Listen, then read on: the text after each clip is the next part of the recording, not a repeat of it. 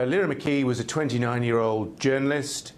She was a Catholic. She was a member of the nationalist community from the city of Derry, known as the Londonderry to many of in the Unionist community.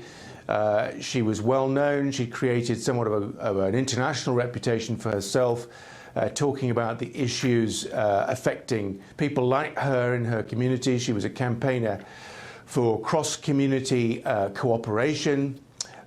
She was very much at the forefront of trying to build trust between Catholics and Protestants, between the nationalist and the Unionist community in her town, which remains this day a very tense and divided place. And the news of her death apparently caught up accidentally in a shooting attempt. She was standing next to a police Land Rover during these disturbances last week.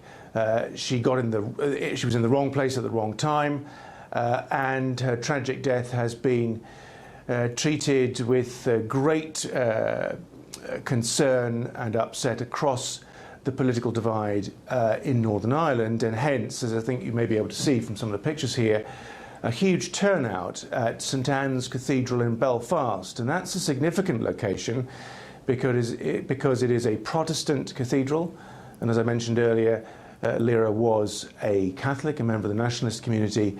So even in death, I think it's symbolic that she's being laid to rest in a place traditionally belonging to the other side of the political and religious divide in Northern Ireland. Right. And I mean, Simon, in the shadow of Brexit, with the Northern Irish border at the center of so much debate and acrimony, what are the kind of political implications of her death here in Belfast, Dublin, and London? Well, I think it's a reminder of how fragile the peace process is. As you've said, people are making the connection. I think they're reluctant to draw too solid a connection between this unrest and this tragic death and the ongoing debate about the need to preserve the Irish border as open and free. But clearly it is at the back of people's minds.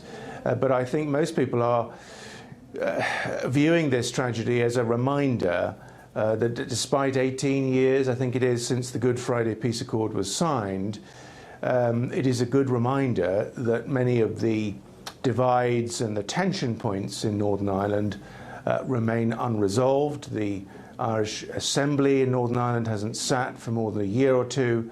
The divide between the two communities in certain parts of Northern Ireland, not all, but in certain parts, remains extremely hard and sensitive.